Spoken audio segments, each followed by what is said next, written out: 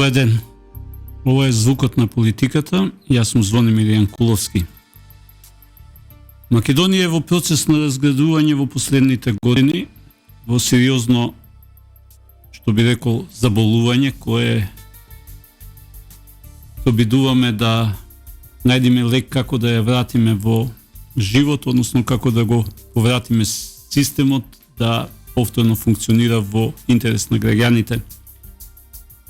Неколку сегменти се клучни за овој процес на обезличување и разградување на државата. Тоа е образованието и секако денешната тема што ќе биде здравството. Македонија е болно општество. Луѓето се разболуваат, умираат. Во процес сме после коронавирусот на дехуманизација на смртта во Македонија. Луѓето стана статистичка бројка, она што во војната велат дека војниците се статистичка бројка, односно бројот на убиените се статистичка бројка, така и во Македонија оние што умираат како резултат на неукажувањето и резултат на короната стана статистичка бројка, притоа заборавајќи дека за таа статистичка бројка стојат луѓе. Мој денешен гостин е човек кој отворено зборува за состојбите во здравството и човек кој се обидува да најде патишта како да истите се надминат.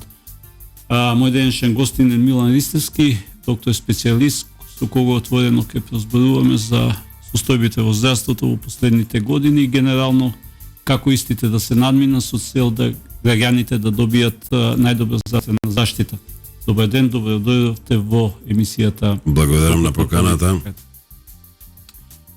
Има една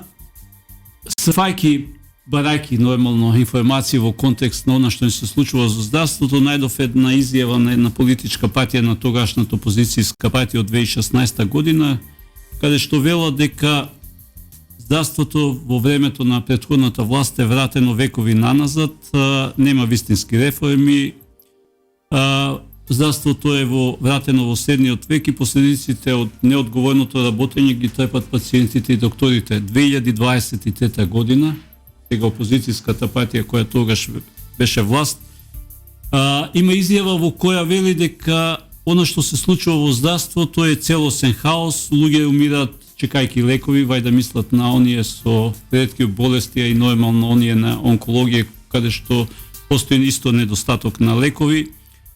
Министрите ротираат, велат се менуваат како чорапи, нема плати за здравствените работници, се хакираат извештаи она што треба да биде тајна во поглед на заштитата на пациентите во здравствениот систем стануваат јавни преку хакирањето, така што и едната и другата изјава дадена и 2016-2023 година кореспондираат во ист тон. Што е променето од годината кога тогашната опозиција СДСМ тврдеше дека здравството е доведено на најниска можна гранка денеска?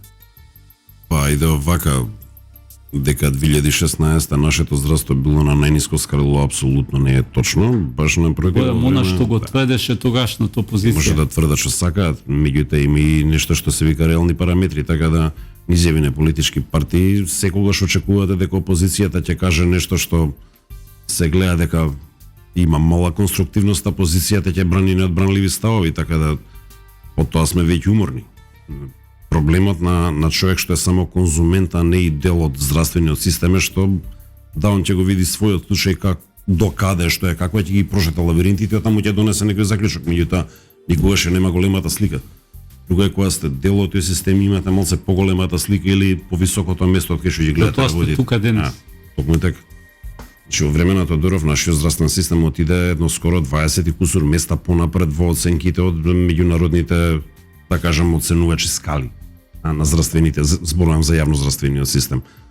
Ако сакате приватниот здравствен систем во Македонија, каде поразвие него во Србија и во Црна Гора или Косово или Албанија.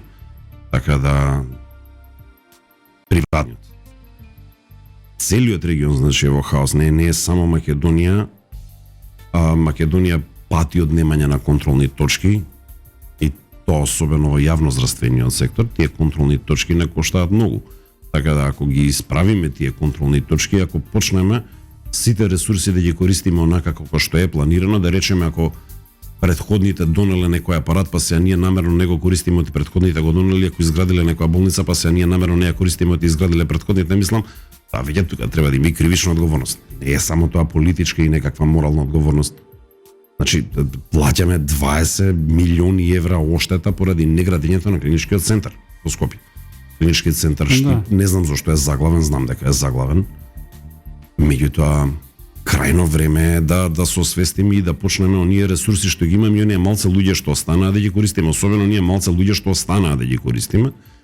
И да, тука на вистина, ја не го гледам спасот во само една политичка партија. Треба да си седнат сите политички партии да направат своји црвени национални линии, каде ќе оди не само здравството, каде ќе оди образованието, каде ќе оди безбедноста, каде ќе одат сите тие работи. Значи, неодржливи се тие бинарни политички системи кај нас во кои што едните нон-стоп крадат и никогаш не завршуваат во затвор. И оние што едноставно им слугуваат на нив, бидејќи од нив зависи и целиот политички резултат. Добро, тоа е констатацијата која се дотега низ годините на независна Македонија во времето самиот старт е така направено.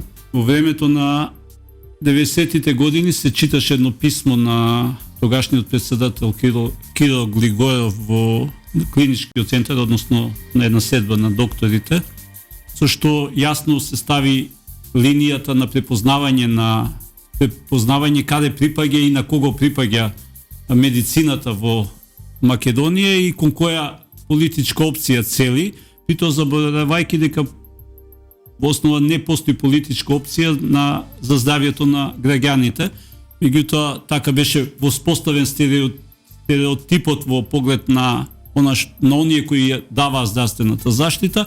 Тоа продолжи во годините потоа да денеска бидеме сведоци на скоро целосна патизација на здравството кој како се одразува на здравјето на граѓаните. Како да се надмине оваа состојба? Не можете да ги избркате тие луѓе веднаш од работа. Можете да седнете да ги тестирате, тој што не знае едноставно доди негде да се поправи. Чекајте, кај мене во науката последиците ќе ги почувствуваме 10, 20 и 50 години кога ќе го промашите системот. Кај вас последиците ги чувствуваме веднаш и сега. И можноста да такви луѓе дојдат на позиција да го тестираат, односно да го проверуваат своето знаење на луѓе во контекст на испорачување на здравствени услуги е многу опасно. Значи, тука е една цела фела на луѓе што се спротистави на, ако се сеќавате, системот на давање на плати според учинок. Тој систем на давање на плати и мерење на учинокот велеше дека лекарите што во континуитет поголем од 6 месеци имаат помал учинок, дека треба или сериозно да се размисли дали ќе бидат испратени на некое друго работно место што одговара на нивната стручна спрема или ќе влезат во некој систем на доусовршување, па кои таму не успеат, едноставно ќе бидат деградирани во некои пониски ешалони. Целиот здравствен систем од колегијално се спротистави на сето тоа. Последиците ги трпиме ние. Што се разбира? Консументите на здравствените услуги. Значи, без разлика на политичката припадност, едноставно целиот здравствен систем се спротистави на идеја што секаде постои. Одете вие да работите негде во приватно здравство и да немате учинок, да видите што ќе ви кажат. Збогум. Веднаш. Сега ме влечите за јазик за подобро е да немаат учинок отколку да имаат учинок со последици по здравјето на граѓаните. Нели мислите дека тоа е подобра опција? Со оглед дека веќе се во системот. Постои секако една одредена работа и едно одредено ниво на кое што тие може да работат и со многу мали грешки, каде што некоја контролна точка ќе го исправи она мал неправилност, да речеме, што би ја покажала. Постојат такви контролни точки, постојат такви работи и сето тоа е работа на внатрешна организација. Меѓутоа, за да има внатрешна организација треба да има слога. Слога бидејќи нема црвени национални линии, џабе се тоа што го збориме дека не се седнат на иста маса сите политички чинители да кажат окей, сакаме ова да го поправиме. До тогаш вака ќе биде. Пак ќе има негативна селекција, пак ќе има ресурси што нема да се користат, сеедно. Мене печатокот ми е дека кога доаѓа нов министер за здравство во контекст на порачување на здравствените улоги и организирањето на системот, односно да функционира системот во интерес на консументите, на граѓаните, првата работа со која се зафаќа е да го реши паркингот на клинички. Мислам таков печаток, затоа што досегашните години на менување на министри во основа асоцираше на тоа како да се реши паркингот на најбенигното прашање кое мислам во здравството, и тоа многу лесно се решава, меѓутоа тоа не го решава министер за здравство. Тој паркинг, вака прво да го земеме целиот тој историјат на оваа позиција. Првата болница што е направена, тоа е старата интерна 39-та, тогаш се викала земска болница, после тоа е гинекологија направена по останати разгледа, стара хирургија и така натаму. Да, се гледа. Значи тоа се улици кои што биле димензионирани за потребите тогашни на Скопје. Така и се свесни повеќе години за апсолутно зголемените потреби, затоа и се направи нов проект. За жал, наредниот министер кој што дојде, едноставно, очигледно Don't Disturb не работи на телефонот, значи Airplane Mode. Don't Disturb не работи. Да. Се имаше еден навистина и убав и физибилен и убаво финансиран, со убав грейс период, меѓутоа Новата власт не рече така. Новата власт не рече така, како и за многу други работи. Значи, без основа на моето искуство, пошто Советот на Европа, банката на Советот на Европа беше финансиер, знам дека проектите не поминуваат така лесно, пошто бев таму. Знам како се одобруваа средства и зашто се одобруваа средства од банката и кои беа каматните стапки кои гарантира многу пониски физибилност на проектот. Да. Едноставно нешто што можеме да го вратиме. Нешто што можеме да го вратиме со нашето GDP. Не е работата ние да заголуваме. Тоа е идејата на парите што ги дава Советот на Европа. Значи, јас сакам да возам Јагуар или Масерати, ама не возам. Точно нема да ви дадат пари да возам. Не, ќе ги оставам децава гладни, што нема да ми дадат пари. Еве и да се поземам, па да ме бркаат после типови копалша. Да, да. Значи, едноставно не можам. Толку ми е чергата крај на муабетот. И ние мора да си ги адаптираме и нашите желби во однос на здравствениот систем, во однос колку ни е долга чергата. А чергата повеќе што го гледам ни е кратка, извонредно кратка. До денеска ќе имавме нов клинички центар. Да се продолжиш. Имавме автопат и во Охрид. Па немаме. Имавме и клиничка болница Штип. И немаше да стои акселераторот 8 септември празен 6 години без ќорав пациент озрачен. И Битола ќе проработеше радиотерапија. Имаше само министер што сака тоа да го спроведе. Добро, некој ќе кажи во одбрана на тоа дека сето ова не е направено, ќе кажи дека влеговме во состојба на криза без разлика со коронавирусот. А зашто тогаш ги теравме пациентите од Битола кај што постои радиотерапија да доаѓаат до Скопје сред корона? Нели требаше да го ограничиме движењето на луѓето, значи нема логика. Нема логика, немаат логика многу работи немаат логика во целата приказка, меѓутоа она што знаме дека граѓаните се оставени сами на себе. Да. Она што треба да биде здравствена нега која треба да биде дадена, затоа што во болеста се гледа моќта на системот да одговори брзо и ефикасно со цел да спаси живот. Така. Тоа во последните години, затоа и спомнав. Професоре, ние истеравме цела корона пандемија без да објавиме протокол. Шо понатам? Не знаевме или не можевме? Не, требаше само да го преведеме америчкиот, ништо поише. И тоа не направи. Да, меѓутоа сега некој одговара пред суд за тоа. Никој не одговара. Одговара како не. Се тужи болницата Жан Митев за која што бајдево па најправилно работел. Не, тој случај падна веќе. Не, поентата ми е дека бројката на смртност во контекст на коронавирусот беше многу голема. Меѓутоа, во однос на населението во Македонија, никој не понесе одговорност. Повторно, тука целиот здравствен систем јас носи одговорноста, бидејќи реално во Жан Митрев беа носени нетешките пациенти. Убедливо, најзакаснети, да кажам. Значи, многу е битно вие текот на болеста да го следите од самиот почеток. Да предвидите според нивоата, еве да речеме на интерлеукин 6, според СРП, според останативи ензими, кога болеста вас во еден момент ќе ви се откочи, кога навистина тој пациент веќе мора да го хоспитализирате и што да правите со него. Значи, тука системот загледа. Системот заглави секаде и во Соединетите Американски држави, во нова Европа. болест, окей, тоа е разбирливо, професоре, нова болест, на самиот почеток не знаеме кај како нас ќе оди. смртноста беше многу голема. Дури тука професорот Вело Марковски кажа бројка од 17.000 починати лица покрај оние 8.000, не знам колку, што починале од коронавирусот поради недавање на здравствени услуги, односно здравствена нега на хронично болни пациенти. Да. Тоа е Значи, не само терапијата и многу диагностиката беше одложена, многу малку операции се правеа во име на заштита и на тековните пациенти и на самиот кадар, за да го одржите вие тој човечки потенцијал и понатаму во некаква оптимална работна состојба. Болниците одеа на штедење на персоналот. Меѓутоа, и тука се поставува прашањето дали сите ресурси беа искористени, дали во тој момент имаше најава, меѓутоа не се случи тоа. Дали требаше буквално, како во војна, буквално сите здравствени капацитети и приватно и јавно да се соберат на едно место и да имаат еден тип на гајданс по добро направени протоколи, точно да се знае кој пациент во каква состојба, каде ќе оди, во која институција ќе оди. Не. Па не се направи. Да, никој не, меѓутоа не никој не понесе одговорност за тоа. Никој не понесе. Никој.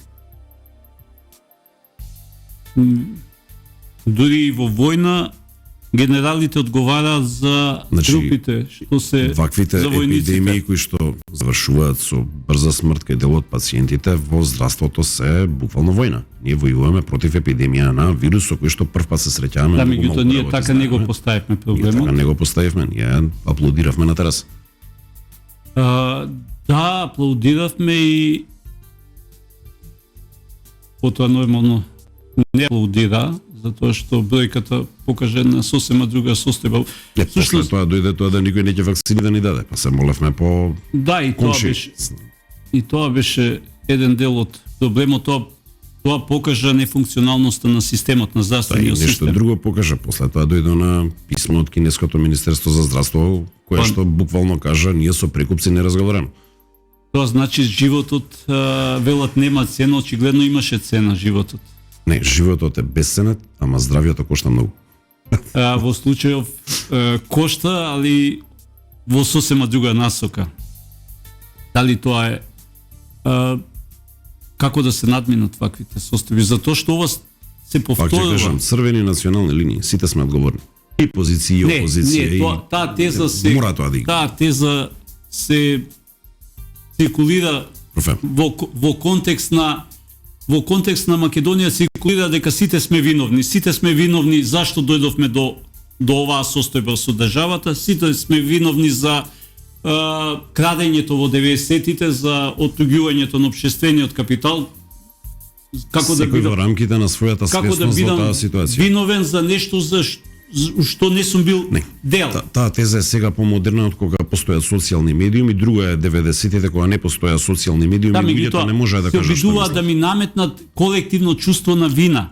Колективно чувство на вина не можам да го прифатам затоа што со коронавирусот не можам да прифатам дека сум одговорен за смртта. Се слагам, воопшто не мислам на некое колективно, него на едно лично чувство да секој во својот домен и работите што ги преќутувале. Да, меѓутоа, исклучиво на тоа мислам. Што можевме да направиме како граѓани во контекст на коронавирусот? Имаме свој социјален медиум на кој што можеме барем да напишеме тоа што го мислам.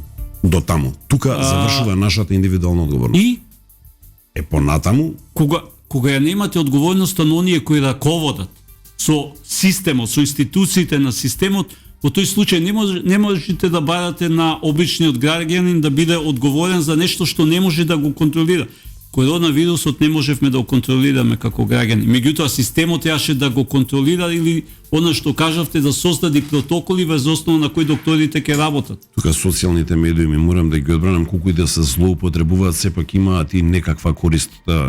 Кога едно добро оформено мислење ќе излезе како став, почнуваат луѓе да го следат. Значи, има и своји добри страни. Да, социјалните мрежи кај нас се најчесто момент на злоупотреба, каде што ботовите едноставно си вршат својата задача, тоа беше наредбата. Аплодирањето на... Да, тоа е добро програмирана политичка програма. Да. А луѓето умира попат. Тогаш уште не умира, тогаш смртноста не беше голема, тоа е почетокот на кризата, тоа се мерките на изолација, тогаш се уште не. Потоа почна тој момент. А подоцна?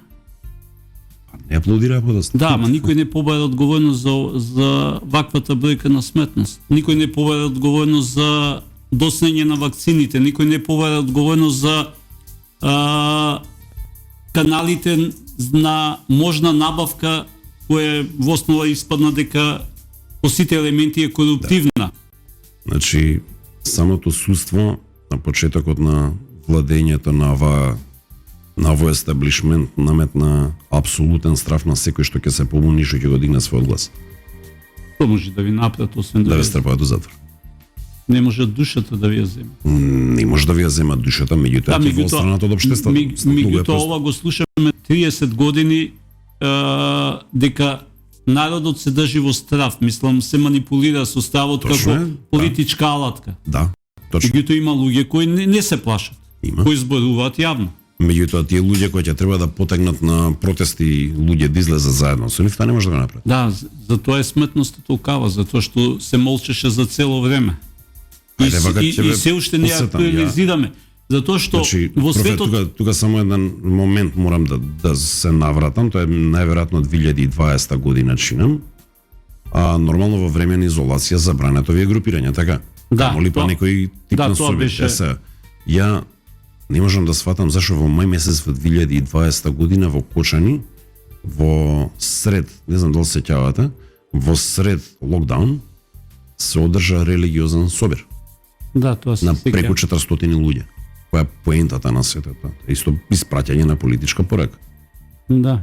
Значи да ја им дозволувам на нив, бидејќи јас нив ги контролирам и они можеше сега да направат. И подосна на локалните избори баш таа група на луѓе се покажа како Да. Да, меѓутоа политиката не може да испери бројката на смртност. Очигледно ке нас политиката пере се. И автопат. Затоа што докторе, во светот се најавуваат и веќе се во оптек колективни тужби во контекст на коронавирусот за смртноста за бројката на смртност која е далеку под нашата. Далеку под нашата, да бидеме реални. Не одговори ни тие соодветно на предизвикот со коронавирусот. Меѓутоа, кај нас е сосема друга ситуација. Значи, ние задоцнивме, ние немавме, ние не бевме подготвени. Ние во прв момент најголемиот товар го префрливме на примарното здравство. Значи, матичните лекари буквално цело време беа на телефон. Дали требаше тој товар да се префрли само на примарното здравство и да остане така скоро до крај? Најголемиот товар го истрпеа тие. Значи, едно се оние тешки форми кои што беа хоспитализирани, друго се лесните форми кои што едноставно постојано им вртеа на лекариве, постојано ги прашуваа што, како, зашто. Тој момент е, да речеме, не е за заборање. Едноставно немавме никаква концепција во еден одреден момент, од кога свативме што е тоа корона, кои се формите, пазете, во тоа време. Чекайте, затоа имате држава, затоа имате Министерство за здравство. Да го укинеме во тој случај. А Министерството и се однесуваше како да ја укинат. Кај беа контролните точки? Ајде да го вратиме филмот на назад. Прво, самата тела не можеше да постигне еден генерален консензус, освен тоа кои форми на кои клиники што беа претворени во ковид центри, како да ги распоредуваат пациентите. Значи, колку пати се случуваше брза помош да донесе пациент, соодветниот ковид центар да едноставно нема податок дека иде брза помош натаму, а тој да е препон, да нема кај да се смести пациентот и да кружи колата за брза помош, не знаејќи пациентов кај ќе биде примен. Што понатаму е тоа? Ај вака, да дојдеме и пред короната и многу порано, ми се случувало лично на мој дежурства, на неколку пати да напишем, кој ќе ми донесе во недела пациент околу 11. Ако гледате пациентов воопшто не иден случај, него така им се шетало до Скопје, најшле кола за брза помош и едноставно шопинг они донели пациент за да имаат оправдување. Сега, тука на неколку пати сум напишал во извештаите класична злоупотреба на брза помош, на возило за брза помош. Дали тоа некој го исконтролира, не појма не. Немам никаков фидбек. Никаков фидбек. Нешто што не би сакал да го слушнам овде, али го слушам. Затоа што Ајде да се навратиме пред неколку години, точно на нова година, што се случуваше на гинекологија Коширија во Битол. колегата кој што останува дежурен и постариот негов колега кој што е, пошто мора да се двајца, постариот негов колега се заклучува во канцеларија, сите ќутат, помладиот не може да постигне бидејќи навистина таа нова година има рекорден број на поредувања во Битола. Човекот врти по телефони, сите се некаде на прослава, никој не ги слуша телефоните. Единственото нешто каде што колегата може да се одбрани и да му помогне во тој момент е неговата сопруга која што е специјалист од Ниш, која што е во тек на лицензирање во Македонија. Бидејќи неа ја наоѓа дома, човеков е дежурен, сопругата е дома, дига телефон, човек како не можам сам, доаѓа веднаш помагај. Значи, благодарение на помошта на таа колешка се породија деца, ви немаше ниту едно лошо поредување, ништо не заврши трагично. Колегата после тоа го ставија на тапет. Зошто? И колешката бидејќи спасиле живот, мислам. Тоа е таа наша безочност, значи, она барање по секоја цена на политички поени, мислам. Да, меѓутоа барање политички поени многу наскоро, мислам наскоро. Оно што ме изненадува, уште сме флуидни во тој дел, во основа државата ќе мора да се соочи со статистичката бројка на умрени.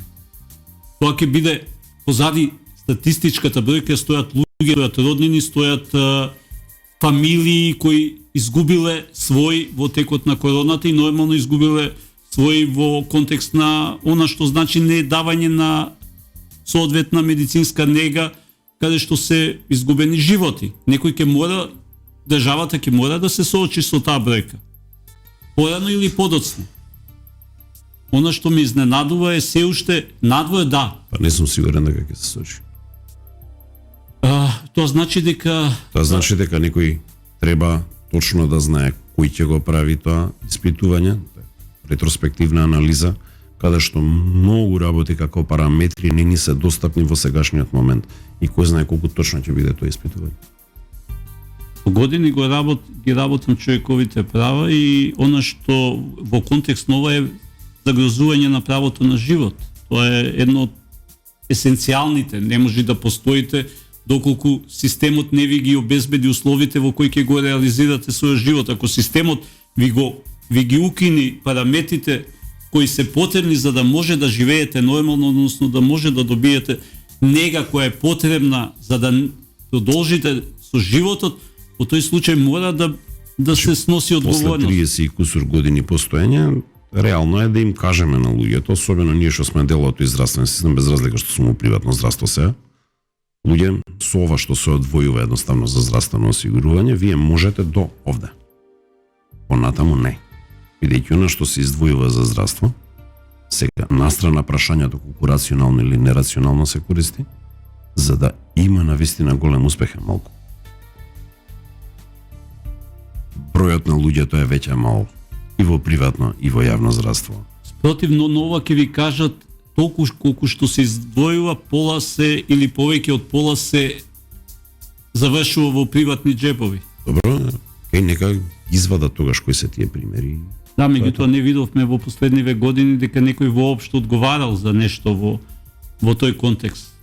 И во контекст сите зборат дека постои корупција во јавното здравство, сите зборат дека постои се збореше паралелен увоз на лекови, дека лековите се неквалитетни, дека ги набавуваме. Беше донесен со закон, значи од Пакистан, од Индија, ако не се лажам. Меѓутоа не видовме одговорност за ништо. Стоите. Стојам. Значи и кога оригинаторните компании ни носеа лекови, ни имавме и серии кои што се донесени од сајтот Виетнам, па од сајт некој производен исто на Далек Исток. Значи небитно од каде е производството, битно е дали тој сајт, таа фабрика што го произведува тој лек на вистина постои како официјален сајт кои квалитети и стандарди ги носи со себе, така да значи сум видел и на вистина доста квалитетни производи од Далек Исток. Воопшто не мора да значи дека тоа што стига дека е неквалитетно. Така не ни беше представено. Проблемот и галамата околу паралелниот увоз се случи кога турскиот производител, сега не именувам оригинаторот, да не го именувам, кога наместо од таа фабрика со тоа име, со тоа бренд име се појавија на амерички и европски пазар Значи вијалиот тој лек кој што беше очигледно фалш. Кај нас тие не завршија на македонскиот пазар. Него завршија во Америка и во Британија доминантно, така да тука FBI си направи истраги, ги испофаќа кои се шверцерите, тоа било наместо од самата фабрика да се однесат некое гаражно паралелно производство, а она што го содржаа како прашок воопшто не беше лек, него беше плацебо, некоја безвезе. Така да, тоа го имало, кај нас не завршиле за среќа. Меѓутоа беше искористено како политичка Беше искористено како, видете, се може денес да искористите како политичка. Да, меѓутоа овде си играте со здравието на луѓето и со довербата на пациентите во докторите. Да. Тоа е опасно многу лизгаво поле по кое се движите политички зборено. Видете, јас како професионалец лекар ја не можам да препознам кога ќе ми дојде лекот во вијала, дали на вистина, особено ако има Објасните, истата вијала за... Вијала не е ампула, ампула е нешто мало каде што се ставаат течности, да речеме, понеопасни, и таа се крши како ампула и никому ништо, и тоа не е толку ни одалеку штетно по околината. Вијала е нешто што е стаклено шишенце на која што мора да има добро обезбедена и мембрана и поклопс, бидејќи тоа се лекови кои што се штетни и по околината и по здравието, и мора да биде така обезбедена. И сега ако се работи за течност или за прашок од производител, да речеме, кој што го знам, ја визуелно помеѓу две ампули кои што вака визуелно изгледаат идентични, не може да направам разлика која е што. Значи, тука за тоа има друго регулаторно тело, тоа е момент кој што треба да ги развие тие контролни точки како во држава да не влегуваат таков тип производи. И тоа е сосема друга работа, и јас за тоа не сум идеален соговорник. А ќе ви покажам и кој е идеален соговорник на таа тема, какви се тие контролни механизми. Постои за среќа во денешен дигитален свет одличен трекинг на серии на тие лекови да можат буквално да ги тракираат каде завршили. Да, во денешно време тоа може да се направи. Меѓутоа не заборавајте, не се само лековите чинителите во здравствениот систем. Во здравствен систем сите ги имате, и пациентите, и потенцијалните пациенти, и здравствениот кадар, и лековите, и она што се машини и останати. Токму за тоа, за опремата, знам дека претходната власт набавуваше, инвестираше во опрема во здравството, инвестираше во апарати, радиологија и биохемија. Да. Што стана со нив? По моје сознание, како што ги гледам работиве, тие се користат освен апаративе за радиотерапија во ГОБ 8 септември. Тоа што беше најавувано како една од најмодерните. Реално тоа е најмодерниот апарат во држава. Станува збор за... И функционален или? Тој е функционален, меѓутоа... Нефункционален во смисла... Ако не се користи, е нефункционален. За жал така. А зашто не се користи? Си ги прашате министри. Не, министрите нема да ви одговорат. Мислам, министрите не знаат што им се случува во здравствениот систем според ова последново што се случува во контекст на една од клиниките. Во министерството постои дата база на сите расположливи ресурси, сега за таа не е јавно и објавена. Да речем исто така, Министерството за здравство не ги објавува јавно сите институции, приватни здравствени установи, јавни здравствени установи со лекарите кои каде работи, кои има активна, кои нема активна лиценца. За тоа пак има еден многу бав сајт наречен Реглек, тоа е на страната на Министерството, всушност таму се сите регистрирани лекови во државата. Сега, да, треба развој малци на тој сајт, но треба обновување со ресурси, со активни чинители во здравствениот систем. И тоа не е ништо тешко да се направи. Друг сегмент ме интересира за тоа што престојувајќи во Ватикан како амбасадор имав можност да работам нормално, да соработувам во контекст нормално на интересите на државата со болницата Бамбино Џезу, која е детска клиника и која е една од најпрестижните во Европа, ако не и поширко во светот. И знам дека во контекст на соработката успеав во договор со болницата да договориме дека наши доктори да престојуваат година дена на клиниката со можност за доусовршување, односно унапредување на своето знаење во новите техники и новите начини на лекување на децата, посебно оние кои се болни од леукемија, со оглед дека процентот на излекувани деца на болницата беше многу висок, околу 80% со нови техники и сето тоа. До тогаш беше 2 до 3 месеци престојот на нашите доктори, кои додека знаете, кога сте у странство, додека се акомодирате на седината, 2-3 месеци е сосема доволен период. Сосема доволен период. Меѓутоа за година дена никој не покаже интерес да дојде да го продолжи своето образование, односно својата академска наставба. Ја не знам под кои услови. Условите идеални. Што значи тоа? Тоа значи дека престојувате и работите на болницата. Вашиот престој беше комплетно покриен.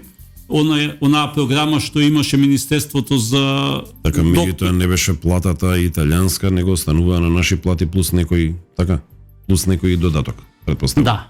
Да, со тоа што ви беше платен стан и слично. Значи да не ја помешаме европската или америчката мобилност и нашата мобилност. Што значи мобилност?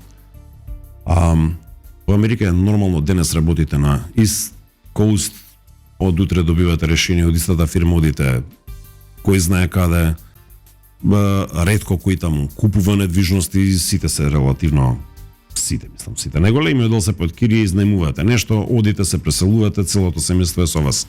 Да, Италија е близко, Рим е близко, тогаш мислам дека имаш и летови редовни. Да. Прашање колку човек, да речеме, ако кости семејството во Македонија, ќе може да си дозволи да си го гледа, меѓутоа сам мене да ми дадете година дена додам некаде без да можам семејството да го однесам, јас не би отишол. Тоа е зборувам за помлади доктори, затоа што јас сум престојувал без семејство. Значи за специјализанти зборуваме. Ме оставила супругата, мислам, во Англија. Ако не знаете дека Англија не е Лондон, туку Англија е сосема поинаков и културолошки секаков амбиент, меѓутоа ако сакате да напредувате во струката, правите одредени жртви. Овдека ја не видов дека некој се обиде да направи жртва, нормално да го наруши својот комодитет. Особено возрастното напредокот, особено напредокот на знаењето и технологијата е неминовно поврзан со еден добар позитивен нетворкинг. Што значи таа превземање на најдобрите искуства од другите, бидејќи реално ние не може да измислиме топлата вода, некој пред нас измислил и се уште ја соврши и ние нема потреба тука да замараме во производство на топла вода, како и да е голема бенефиција да можете да учите од некој кој што е понапред од вас, подобар од вас и организационо и сознање. И тоа да го пренесете дома. Прашање дали ќе можете да го пренесете, дали ќе ви дозволат да го пренесете, тоа е големо прашање, меѓутоа ако не друго барем ќе видите како треба. Дали ќе ви дозволат да го пренесете? Многу лесно, може и соодатен директор да ви каже извинува, нема да го работиш. Чекајте, се работи за здравје на луѓе. Да. Мислам, во случајов на деца. Да. Да, во основа, да ме подсетивте, да. Да не ме сватите погрешно, ја уопште не мислам на некоја конкретна особа, најмалку па од педиатрија. Јас знам конкретна особа каде што одредена... Ја познавам особи не на педиатрија, меѓутоа познавам особи кои што не ќеле да имплементираат нова техника, биле на раководно место, каде што баш можеле да имплементираат таа нова техника, не имплементирале. Причината? Само не им познато. Чекайте, сакате да ми кажете дека имате доктори безчувствителни на потребите менаджери. Доктори се доктори, не се менаджери. Мислам... Значи медицински директори. На крај на денот медицинскиот директор нешто одобрува дали некоја техника, технологија или вештина ново создадена ќе влезе во секојдневната пракса. Ако таа спасува животи, особено ако е поддржана добро со медицина базирана на тоа, треба да му биде императив да ја усвои. Полагат, мислам, имате Хипокритова заклетва, ако не се лажам. Да. Веќе на 1 милион безвезни причини ќе натепа глупости унатре, нема да се. Разочарувачки. Да, тоа постои. Едно време се занимавав со тоа односот пациент-доктор, правата на пациентите, затоа што сметав дека на тој начин ќе се премости јазот меѓу... Ретко кој од пациентите е свесен за таквите моменти. Разочарувачки морам да признам, затоа што идејата не беше, идејата точно беше права на пациентите, меѓутоа да се премости јазот меѓу докторот и пациентот, затоа што денеска гледаме каков е односот на пациентите кон докторите и обратно. очигледно дека докторите стануваат мета на напад на пациенти. Одамна е тоа, не е тоа, сега одамна е. Тоа имало напади врз доктори. Пред тоа, значи, само многу повеќе се ќутело. И самите доктори порано и, како да ви кажам, не сакаат тоа да го нагласуваат, бидејќи имаат разбирање за пациентиве. Секој од секаде е дојден, замислете како има на пациентите што е во Скопје.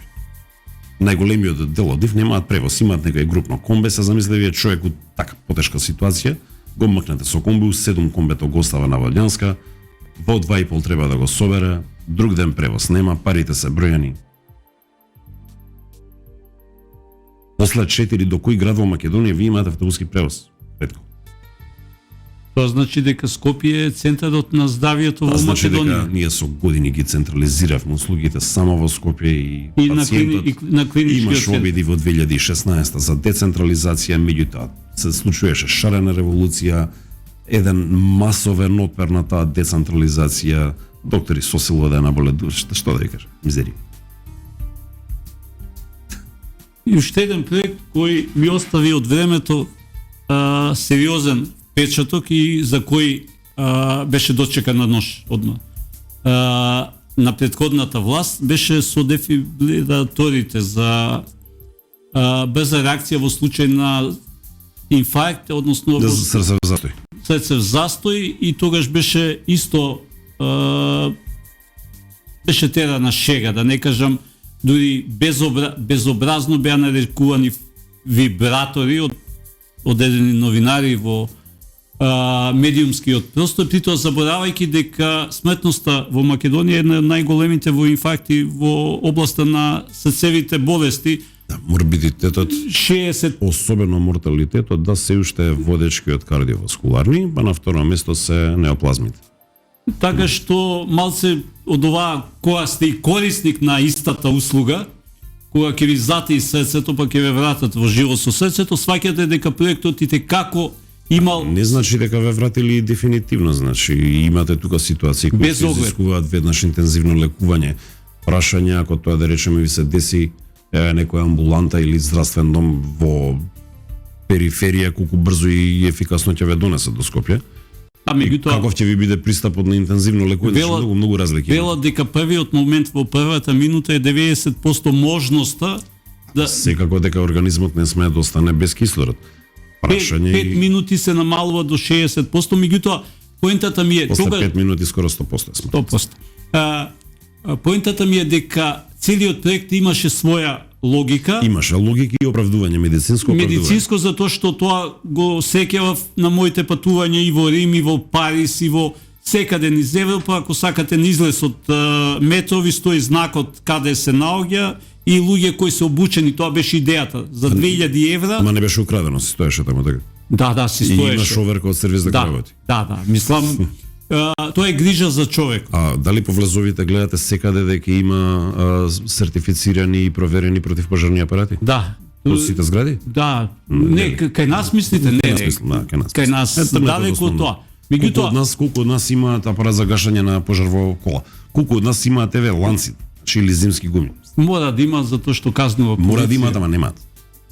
Па тоа значи си рескираат казна. Тоа значи дека нашата свест како веќе, како општество, една страотно инертна свест. Тука доаѓаме до свеста на оние кои треба да бидат носители на проектите, на вакви проекти, затоа што спасуваат животи. 2000 евра не се некоја сума која здравствениот систем ќе го истроши во смисла да се обучат и да се има дефибрилатори таму каде што треба, затоа што не знаете каде срцето ќе ве... Осеќам полека доаѓаме до темата за иселување на младите. Не, доаѓаме до тоа дека точно најдов еден податок дека не си селуваат, младите си селуваат, меѓутоа си селува она што представува човечки капитал. Знаете, На мои за да 50 години ја размислувам за иселување. Со целото семејство. разочарувачки. Мислам, Не, немам друго. Доставниот систем што сега работи. замислете, Имам одлична работа. Работам во најпрестижната клиника. замислете како име на младите доктори. Имам феноменални колеги за соработка, имам задоволни пациенти, имам све што ќе посакам на моето работно место. Што правиме со младите доктори кои се заминуваат? Поентата ми е да создадите доктор.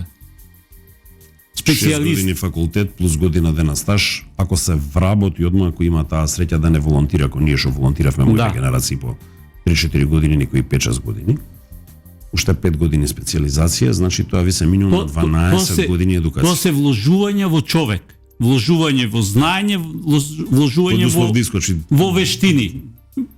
Може и џабе потрошени пари да бидат. Значи се може зборам за зборам за повеќето се џабе потрошени пари. Зборам за оние што се корисно потрошени. Тие ни ги купуваат. Еви се 2,1-20. Да, меѓутоа Западот за ефтини пари го купува тоа. Да. Човечкиот капитал ни заминува и ние тоа едноставно. Тоа е проблемот на сите сиромашни и несредени држави. Не е само наш. Да, меѓутоа остануваме без доктори. Остануваме не само без доктори, остануваме и без полицајци, остануваме без инженери, остануваме без се. Ние сме нација која што старее, нација која што не создава овде нови поколинија, него во страната ги создаваме и нормално ќе си го платиме цехот за тоа. На сето тоа старење на нацијата кој ќе го дадеме уништувањето на образованието, едноставно ние сме нација што умира. Да, ма решањето се наметнува кој ќе ме лечи утре. Само ние сме нација што умираме, не тоа поише ме загрижува него кој ќе не лечи утре. Тоа значи дека смртта ни е придодадена вредност во животот сега испаѓа. Дека едноставно си чекориме заедно со нејза. Ќе го повторам основното правило на она што се нарекува фармакоекономика. Животот е бесценет, меѓутоа здравјето кошта. Да, кошта. Во Македонија сериозно кошта и тоа... За да не кошта, треба да бидеме сите свесни за што се тоа превентивни програми без лаги и во она што е кардиоваскуларно здравје, сите останат. Тоа најчесто ни се случува кога ќе дојди. И на највисоко ниво, да речеме, прашете 10 кардиолози различни, ќе ви дадат различни одговори на тоа дали има бенефит од препишување статини или не. Тоа е се уште една научна догма околу која што се кршат многу копи. Може се кршат, ама знам што треба да направите за да не ви се случи. И ако го правите цел живот и ви се случува, така што нема правило во тоа. Меѓутоа, разочарувањето е кога ќе прочитате дека од скалата од 1 до 5 нашето здравство, слугите, мислам, квалитетот е негде јака двојка, што би се рекло, дури не ни 2,5, 2,36. Ајде вака, вие тргнувате од дома со една скепса дека дал воопшто ќе стигнете на време и дека дал ќе има кај да паркирате ако одите со свое возило, под услов е. Речеме, ако носите тежок пациент, да, и одите со свое возило. На крај крајви на клиника одите кога навистина имате тежок пациент. А онака пешки за нека услуга што може и на друго место да се направи, да прашањето и дали човекот што изведува таму на тоа друго место кај што пристапот ви е многу полесен, ќе го добиете истиот резултат и истата веродостојност на наода, тоа е веќе друго прашање, меѓутоа носите тежок пациент и прво сваќате дека онаму каде што треба да го ставите воопшто немате пристап, него пристапот вие 200-300 до 500 метри подалеку. Тежок пациент без количка како ќе го однесете? И тоа ви е првиот момент кога ви пука филмот. Дека здравството нема тоа. Нема, значи ова се павилјонски тип. Тоа значи ако имате инфаркт, ќе си отидете пешки до клиника, ако не умрете. Како ве собере некој успат да водносе до клиника, ако успеете да ве спасат. Не е многу вака, што би се рекло. Таму е првиот момент. Оптимистичко сценарио. Вториот момент кој ќе чекалната и кој ќе го видите редот и кој ќе свади дека вашиот термин едноставно не е возможно да се испочи. И тука вие се нервирате и како да ви кажам, се до излегување од. Што значи наместо да добиете здравје, вие добивате сосема нешто спротивно од тоа. Не дека нема чекање во приватното, за тоа да се разбереме. Скоро е невозможно, освен како максимално иден случај, вие да отидете на жалботека, јас сакам сегова да ми се направи сега и вие и у приватното здравство скоро да го немате тоа, да се разбереме. Да, меѓутоа за работи кај што нема време за одлагање, во основа јавното здравство ги одлага. Значи во моментов снимањата со магнетна резонанца и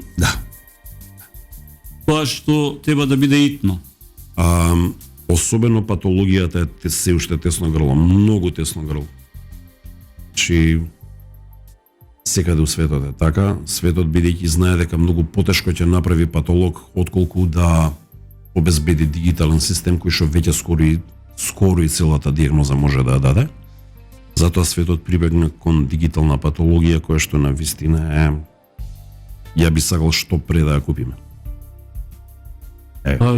Мене во мојава дејност може би освен радиологот и патологот, они двајца колеги од Фелами се најбитните за да ја можам точно да лекувам. Да, ма прво да направиме услови тоа да се набави, да изградиме клинички центар, ако некогаш воопшто изградиме, затоа што ова веќе не ги задоволува потребите на не на Скопје, на Македонија. Да тргнеме од основното прашање, дали оние што се некакви политички чинители се спремни да седнат на заедничка маса, ева како ние што седиме и да разговараат со тој и со денови ако треба и на крај после X број на часови или денови да излезе со заедничко сопштение да кажат да ние се сложивме. Ова се нашите црвени национални линии во здравството. Да, ама сите мора да се сложиме затоа што сме потенцијални пациенти. Зошто до сега тоа не е направено?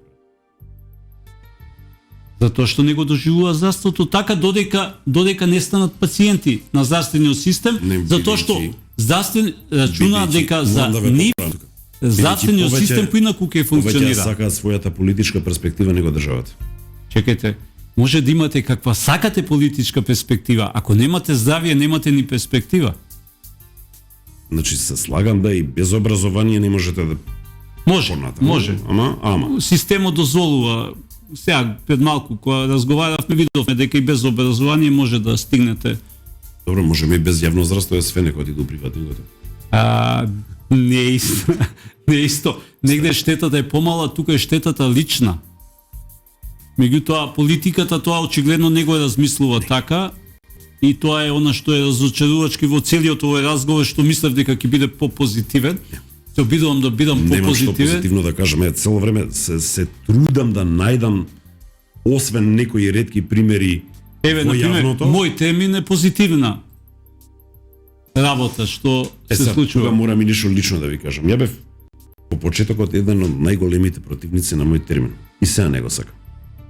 Преспоре, пречесто се, иако од него користам воопшто, пречесто паѓа утекна работа. Тоа е прашање на оние кои го организираат, не е тоа прашање на системот. Работам во еден друг хоспитален информатички систем што е специфичен само за Жон Митрев клиника и одличен е, лесен за снаоѓање, многу побрз од мој термин. Пред тоа, пред да го усвоиме на онкологија мој термин, ние веќе имавме наш ХИС, кој што исто така ни беше многу подобар од мој термин, меѓутоа не беше поврзан со цело останато здравство. Не знам денес дали тој софтвер што го користи онкологија е поврзан со мој термин, ХИС што го користиме во Жон Митрев клиника воопшто не е поврзан со мој термин. Целата идеја на тој здравствен сектор е поврзаност. Значи да ги поврзате лабораториските податоци со хоспиталниот информативен систем, она што го имаме, да речеме, и ние верувам дека и другите приватни болници го имаат, тоа е пак систем. Меѓутоа јавниот систем треба да го има тоа. Да. Затоа што така ќе биде ефикасен. Да. Да, под услов да и самиот хардвер го прати развојот. Не, хардверот очигледно не го прати развојот со оглед. Видовме како со фондот за јавно здравство дека се креирани податоци. Тоа е софтверско прашање на немање на антивируси. Значи воопшто ние дигиталната технологија да не заштитите податоци кои се исклучително тајни, мислам. Во државата. Тука земам и личниот пример, ја немам оригинален Windows. Забрането е веќе тоа, мислам. Веќе самиот Windows го детектира дали е фейк или е лажен или не е лажен. Не знам зашо ми дозволува се уште да работи. Кажете ми и за крај, дали сметате дека доволно се издвојува од здравството од буџетот? Затоа што не знам колкава е предикцијата сега за 2024. Намалена. Ми се чини дека е намалена. 30 или колку прочитав. Колку е во милиони евра тоа за здравствено систем? 500 милиони. Нема ни развој ни ништо, тоа е едва и одржување на неосновните потреби. Рачунате дека нешто ќе се смени во наредната година со оглед дека доаѓаат избори? Ја не видов во ниедна програма нешто драстично што ќе го смени здравствениот систем, особено јавниот. Значи крајно е време Уште не сме ги виделе програмите и ја би сакал да ги видам. Ова што до сега го слушам, седнем со разноразни луѓе и особено ги правиме тие муабети што навистина се важни за иднината на здравствениот систем. Дека по некоја програма стои дека конечно фондот ќе го смени начинот на исплата на парите. Што значи тоа во превод? Ќе ви дам пример. Раководите со некоја клиника или болница и вас ви даваат паушален преговорен буџет. Ако сте клиника од Скопје, со самите услуги што ги давате, по ние смешни цени што ги има фондот за здравствено осигурување, вие каде ќе го надминете тој буџет. И повторно нема да ви го дадат. Него повторно ќе преговарате за тој буџет, за разлика од болница од здравствен дом од периферија, која по број услуги е далеко од планираното, така да 90% од буџетот го трошат на плати и не даваат никакви здравствени услуги и они се ставени се во искош, како да ви кажам. И пациентиве само ви трошат бензин и даваат пари на патарини, одејќи во Скопје и создавајќи целата сообраќајна гужва. Страшно. Што значи да заклучам, треба комплетен ресет на здравствениот систем. Сте ми жив Срб. Да, ама во меѓувреме треба да се лечиме. Тоа е она што е, знаете, кога ќе ресетирате компјутерот, ќе почекате 2 минути, овде немате време за чекање. Може да се направи. Значи не е нешто неизводливо да не може да се направи во 2 дена, меѓутоа во 1 година може да се направи со добри проекции и со добри симулации. Значи кога ќе почнете вие како фонд на вистина да ги купувате услугите, а не само паушално да ги финансирате болниците, тоа уште од самото создавање на нас не е добро решено. Во превод. Одиме во кафана, така? Да. Нарачуваме дали ќе го испиеме или не. Небитно, меѓутоа ќе го платиме тоа што сме го нарачале. Најчесто, така? Не, најчесто мора да го платиме. Мора да го платиме, ама не е така. Интересно, морам да признам, да се надеваме дека работите ќе се менуваат на подобро затоа што се работи за здравјето на луѓето, односно на граѓаните. Сакам да знам, не ќе да се надевам. Доста ми од надевање. Сакам да знам. Па мислевме дека Ја веќе не можам да се надевам. Колку? 50 години. Неаме друго, тоа е проблемот што може само да се надеваме. Се надевавме дека ќе имаме клинички центар, неаме. Се надевавме дека болницата во Штип ќе биде изградена, не е изградена. Она што ги гледам болниците на што изгледаат во останатите градови, дека мора да доаѓаат во Скопје да добијат базични здравствени услуги, во основа е разочарувачки целиот концепт и гледаме што ни се случува во здравството. Гледаме дека веќе изгубена комплетно довербата во докторите во поглед на неодговарање на определени здравствени потреби на граѓаните. Имате смртни случаи кои вообичаено веќе граѓаните се сомневаат во тоа дали е резултат на лекарска грешка или не е резултат на грешка. Семантиката на зборот надеж единствено ја оправдувам во поетично прозаични форми. Во Македонија остана само надежта и тоа ако го неаме... Не остана, затоа и мислување. Не остана ни надежта. Затоа луѓето се сумневаат. Па вие делуете по песимиста него ја што сум, а ја се мислам дека сум оптимиста со големо искуство, меѓутоа не гледам, воопшто оптимизам не гледам. И сепак да дадиме шанса да видиме. Шанса секако ќе даде. Да видиме во која насока ќе се движат промените, затоа што оваа состојба во основа не е добра ни за докторите, ни за пациентите, а во основа не е добра за системот кој во основа е болен, меѓутоа ги разболува луѓето и луѓето си заминуваат, затоа што знам многумина кои чека да се чека промени, не ги дочека, не ја дочека ни Европската Унија, можеби и ние нема да ја дочекаме. Така што си замина. Не дека не сакам да дочекам Европската Унија, мислам да не звучам погрешно. Меѓутоа сакам да видам една проекција вака на национален буџет каде што 50% од парите не идат у ПИОМ и УФЗО. Дали ќе дочекам тоа? Не. Па сега на изборите ќе ви кажа дека ќе го дочекате, меѓутоа ќе видиме после изборите како ќе го дочекаме и што ќе дочекаме. Ја да ви се заблагодарам на разговорот и гостувањето во емисијата. Сакам да ви се заблагодарам што ми овозможивте овој мој реален песимизам вака да го споделам, ама за жал ние далеко нигде не ни цветаат цвеќки. Не, тоа знам, тоа не сум ни ја некој вака голем оптимист, али не мислев дека има поголем песимиста од мене. Не, има. што е малце разочарувачки. Ви благодарам уште еднаш. Ова беше звукот на политиката. Се слушам идната недела во 11 часот на фреквенцијата на Радио Лидер.